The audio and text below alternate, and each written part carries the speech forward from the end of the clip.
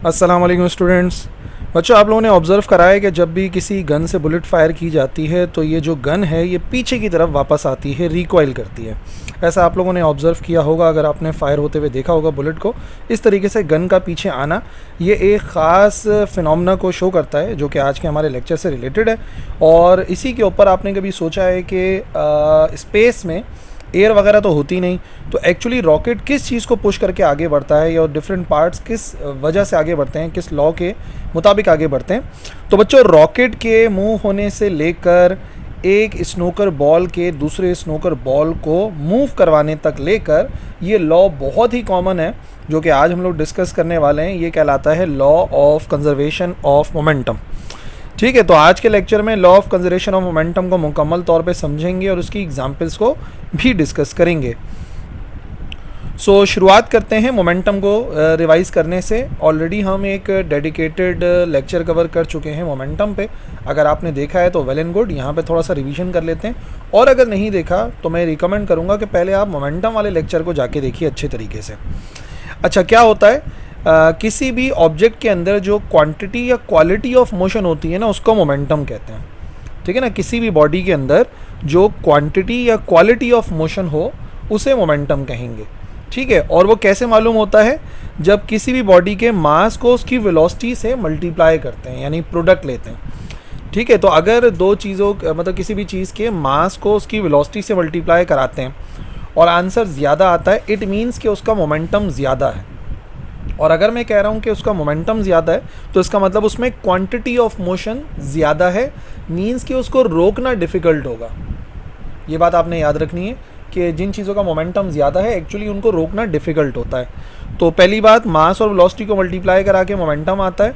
Momentum से हमें quantity या क्वालिटी ऑफ मोशन पता लगती है, और जिस चीज़ में जितना क्वालिटी ऑफ मोशन होता है उतना ही उसको रोकना डिफ़िकल्ट होता है।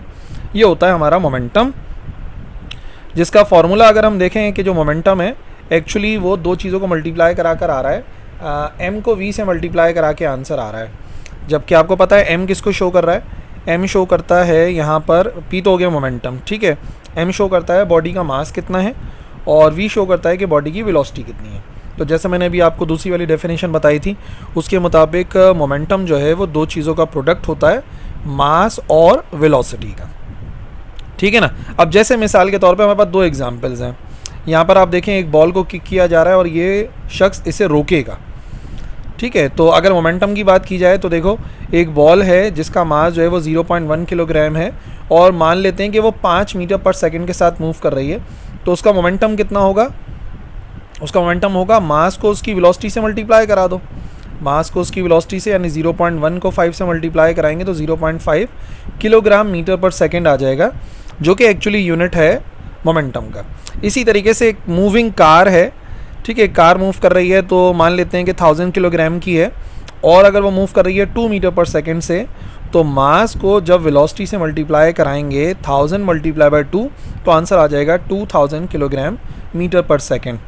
तो देखो, ये फुटबॉल का मोमेंटम है, ये कार का मोमेंटम है। अब खुद बताओ किसको रोकना आसान है? फुटबॉल को रोकना आसान है या कार को रोकना आसान है?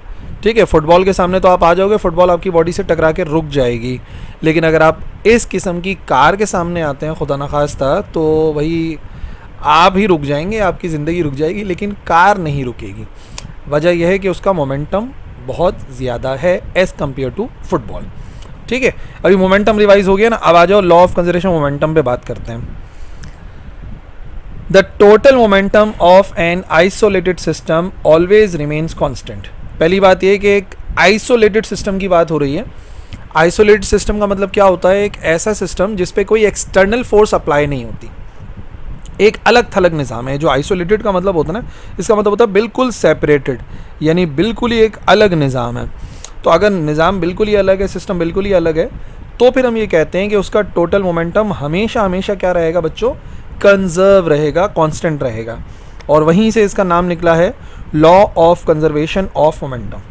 अगर कोई सिस्टम आइसोलेटेड है तो उसका जो टोटल मोमेंटम होता है वो हमेशा हमेशा कांस्टेंट रहता है। दूसरे लफ्ज़ों में अगर समझना है तो ऐसे समझो कि जब कोई क्लोज सिस्टम होता है, एक आइसोलेटेड सिस्टम होता है, तो जो टोटल मोमेंटम होता है बिफोर इंटरेक्शन, ठीक है, इंटरेक्शन कर रही हैं बॉडीज़, आपस में टकरा रही हैं, इंटरेक्ट कर रही हैं, तो जो टोटल मोमेंटम होता है उनके इंटरेक्शन से पहले वो हमेशा बराबर होता है टोटल मोमेंटम आफ्टर इंटरेक्शन, उनके इंटरेक्शन के बाद के टोटल मोमेंटम के बराबर होता है। और सिस्टम क्लोज है तो हम ये भी कह रहे हैं कि provided no external force acts on it, उसके ऊपर कोई भी एक्सटर्नल फोर्स एक्ट नहीं कर रही। तो बच्चों ये लॉ तभी काम करता है जब सिस्टम आइसोलेटेड हो, यानी कि उसके ऊपर कोई एक्सटर्नल फोर्स अप्लाई ना हो, जो भी फोर्स हो उस सिस्टम की इंटरनल हो। तो बच्चों अगर दो बॉडीज़ आपस में टकराती हैं तो टकराने से पहले जो उनके मोमेंटम का टोटल होता है वो हमेशा उनके टकराने के बाद के टोटल मोमेंटम के बराबर रहता है, यानी मोमेंटम हमेशा हमेशा कंजर्व रहता है। ठीक है, रिमेन्स कांस्टेंट। मिसाल के तौर पर यहाँ पर जो है वो दो लोग हैं आइस स्केटिंग करते हुए। ठीक है, इन्होंने आइस स्केट्स पहने हुए हैं। आइस स्केटिंग की मिसाल इस वजह से दे रहे हैं क्योंकि यहाँ पर कोई एक्सटर्नल फोर्स नहीं होती। अगर दो लोग किसी फर्श पे खड़े हुए होंगे ना तो फ्रिक्शन होती है उनके पैर और ज़मीन के दरमियान में, तो एक्सटर्नल फोर्स होती है। लेकिन अभी मैं क्या कह रहा हूँ कि कोई एक्सटर्नल फोर्स नहीं होनी चाहिए, तो यहाँ फ्रिक्शन ना होने के बराबर होती है। अब अगर ये दोनों लोग एक दूसरे को पुश करें तो आप ज़रा प्रिडिक्ट करो कि होगा क्या। ये इधर फोर्स अप्लाई करे, नतीजे में ये इधर फोर्स अप्लाई करे तो होगा क्या। इन दोनों में से कौन शख्स जो है वो मूव करेगा। टकराने से पहले का टोटल मोमेंटम 0 है बच्चों, ये लोग रुके हुए हैं। अब जैसे ही आपस में इंटरेक्शन करते हैं तो नतीजे में हम ये देखेंगे कि दोनों जो है वो अपोजिट डायरेक्शन में मूव कर जाएंगे, और अपोजिट डायरेक्शन में ही मूव करेंगे, ये बात कंफर्म है। क्यों? क्योंकि इनके इंटरेक्शन से पहले का टोटल मोमेंटम 0 है, दोनों रुके हुए थे, तो इंटरेक्शन के बाद का मोमेंटम यकीनन अपोजिट डायरेक्शन में होगा ताकि उनका टोटल जो है वो 0 के बराबर आ जाए। ठीक है, तो ऐसा हमेशा होगा कि जब भी दो लोग आइस स्केट्स पहने हुए एक दूसरे को पुश करेंगे तो एक्चुअली कोई एक भी पुश करेगा तो दोनों ही मूव कर जाएंगे, ये बात आप याद रखिएगा। क्यों? क्योंकि टकराने से पहले का टोटल मोमेंटम जो कि 0 था, टकराने के बाद के टोटल मोमेंटम के बराबर आना चाहिए। बात समझ में आ गई कि नहीं? ये तो नहीं सोच रहे कि भाई ये दोनों तो मूव कर रहे हैं तो टोटल मोमेंटम 0 कितना हुआ। बच्चों देखो, इसका मोमेंटम इस तरफ है, इसका मोमेंटम इस तरफ है, तो दोनों का जो टोटल अगर हम करेंगे, टोटल मोमेंटम निकालेंगे तो एक्चुअली 0 के बराबर आ जाएगा। वेक्टर्स में ऐसे ही होता है ना, फोर्सेस में या मोमेंटम को जब भी ऐड करेंगे अपोजिट डायरेक्शन वालों को तो टोटल 0 आ जाएगा। ठीक है, अब ये आ गया total momentum before collision is equal to total momentum after collision. कब काम करेगा ये? सिर्फ तब काम करेगा बच्चों जब कोई एक्सटर्नल फोर्स एक्ट ना करे, फ्रिक्शन या एयर रेजिस्टेंस के अलावा। सिस्टम आइसोलेटेड होना चाहिए। ठीक है, और आइसोलेटेड सिस्टम का मतलब ये होता है कि उसके ऊपर कोई एक्सटर्नल फोर्स अप्लाई ना हो। ठीक है ना, तो ये शराइत हैं इसके लिए, ये शराइत पूरी होती हैं तो ही law of conservation of momentum काम करता है। अब ज़रा डेरिवेशन करते हैं, उसके लिए सपोजिशन करनी पड़ेगी। मान लो कि एक जगह पर दो बॉल्स हैं, एक का मास है m1 u1 के साथ मूव कर रही है और दूसरी बॉडी उससे आके टकराती है जिसका मास m2 है और वो u2 के साथ मूव कर रही है।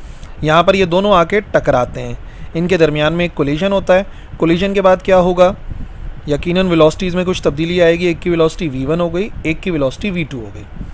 जो हल्की चल रही थी वो तेज़ चलने लगेगी, जो तेज़ चल रही थी वो हल्की चलने लगेगी। तो अगर पूरी बात को समझें फिगर वाइज, क्योंकि हमें ड्राइव करना है, तो देखो बिफोर कोलिजन ऐसा था, टकराने से पहले का ये मामला था। m1 की वेलोसिटी बराबर थी u1 के, m2 की वेलोसिटी बराबर थी u2 के। फिर ये दोनों आपस में आकर टकराते हैं, इनके दरमियान में एक कोलिजन होता है, तसादुम होता है, टकराते हैं। टकराने के बाद वेलोसिटीज़ में कुछ फ़र्क आ जाता है, इसकी वेलोसिटी v2 हो जाती है और इसकी वेलोसिटी v1 हो जाती है। ठीक है, u1 से v1 हो गई और u2 से v2 हो गई। दिस वॉज बिफोर कोलिजन, जब ये दोनों टकराए नहीं थे, और दिस इज़ आफ्टर कोलिजन, जब ये दोनों आपस में टकरा गए हैं। ठीक है, अब फॉर्मूला ड्राइव कर लेते हैं law of conservation of momentum का। अच्छा, इस तरीके समझो, सबसे पहले मोमेंटम की डेफिनेशन को अगर इस्तेमाल करें, according to the definition of momentum, किसी भी बॉडी का मोमेंटम मालूम करने का बड़ा ही आसान सा फॉर्मूला है, मास को मल्टीप्लाई कराते हैं उसकी वेलोसिटी के साथ। ठीक है, अब टकराने से पहले जो मोमेंटम है बॉडी m1 का और बॉडी m2 का, वो लिख लेते हैं। ठीक है, ये मैं क्या कर रहा हूँ, पहले मैं मालूम करूँगा before collision.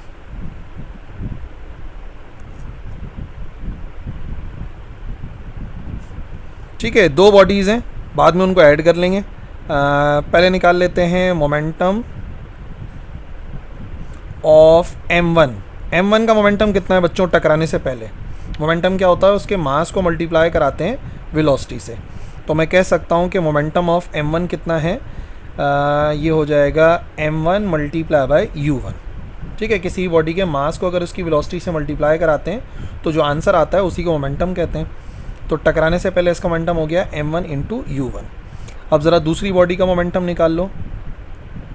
Momentum of m2 कितना होगा?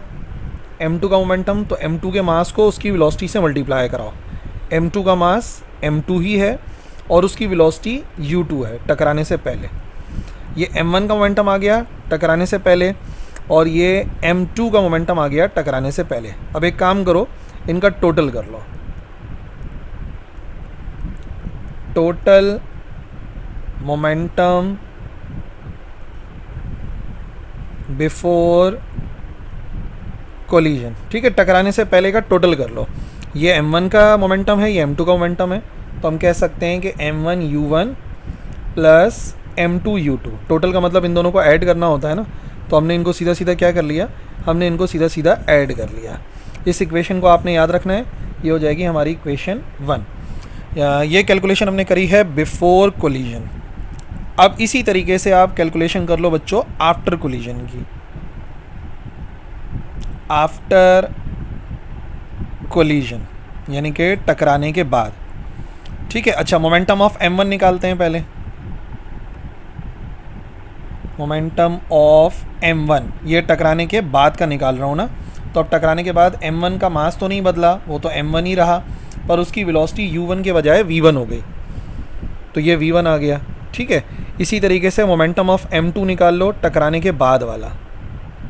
मोमेंटम ऑफ m2 तो ये हो जाएगा बराबर, m2 का मास तो m2 ही है पर टकराने के बाद उसकी वेलोसिटी v2 के बराबर हो गई है, तो ये हो गया v2।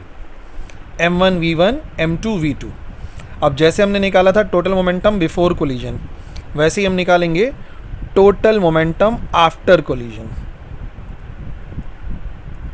Total momentum after collision, तो क्या बनेगा, m1 v1 टकराने के बाद और m2 का हो गया था m2 v2। ये हो जाएगी हमारी इक्वेशन 2। अब देखो ऑलरेडी हमारे पास एक इक्वेशन लिखी हुई थी, इक्वेशन 1 ये लिखी हुई m1 u1 plus m2 u2, और ये आ गया m1 v1 plus m2 v2। So law हमारा क्या कहता है, according to law of conservation of momentum, अगर law of conservation of momentum की बात करें तो टोटल मोमेंटम बिफोर कोलिजन किसके बराबर होना चाहिए, ये बराबर होना चाहिए टोटल मोमेंटम आफ्टर कोलिजन के। ठीक है, तो इक्वेशन 1 और इक्वेशन 2 से आपको दोनों की वैल्यू मिल जाएगी। टकराने से पहले था m1 u1 plus m2 u2 जो कि इक्वेशन 1 में लिखा हुआ था, और टकराने के बाद का तो ये लिखा हुआ आपके सामने m1 v1 plus m2 v2।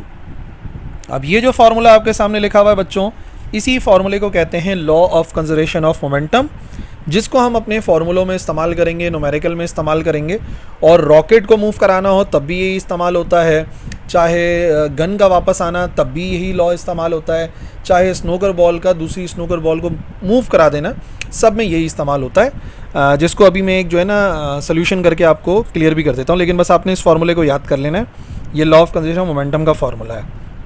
मिसाल के तौर पे हमारे पास एक सवाल है, एक बॉडी है जिसका मास है 2 किलोग्राम, लेट से इसको m1 कर देते हैं, और वो मूव कर रही थी इस वेलोसिटी के साथ, इसको u1 कर देते हैं।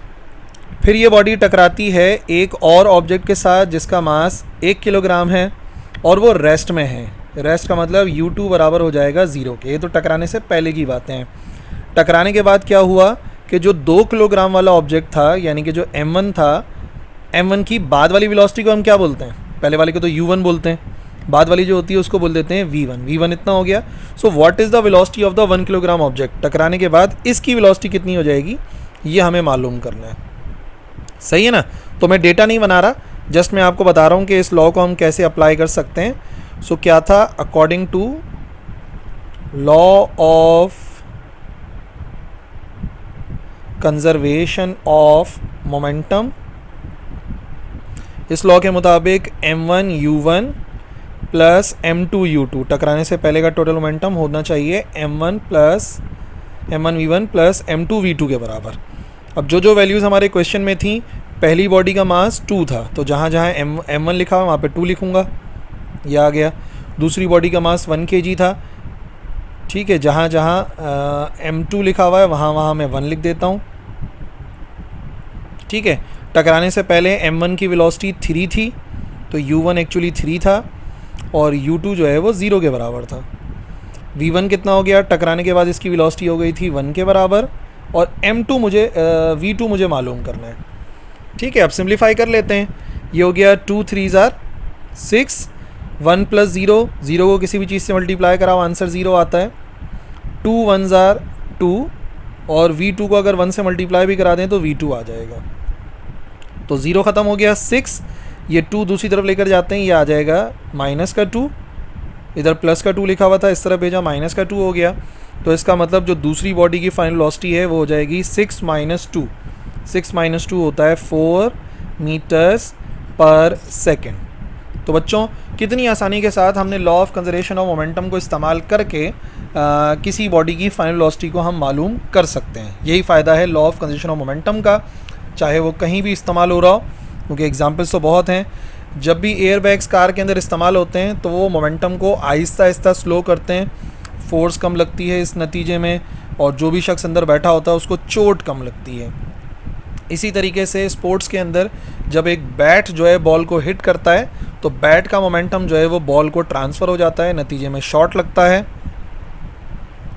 और इसी तरीके से जो स्पेस की एक्सप्लोरेशन होती है, वीडियो के शुरू में मैंने बताया था कि सैटेलाइट्स और रॉकेट्स एक्चुअली इसी law of conservation of momentum को इस्तेमाल करके मूव करते हैं और अपनी डायरेक्शन को एडजस्ट करते हैं, ठीक है ना बच्चों। तो देखो कितनी इंपॉर्टेंट चीज़ मैंने आपको आज पढ़ाई है, और उम्मीद करता हूँ कि समझ में आ गई होगी। कोई सवाल है तो कमेंट सेक्शन में लिखना, इंशाल्लाह ज़रूर रिप्लाई करेंगे। That's all for this video. अल्लाह हाफ़िज़।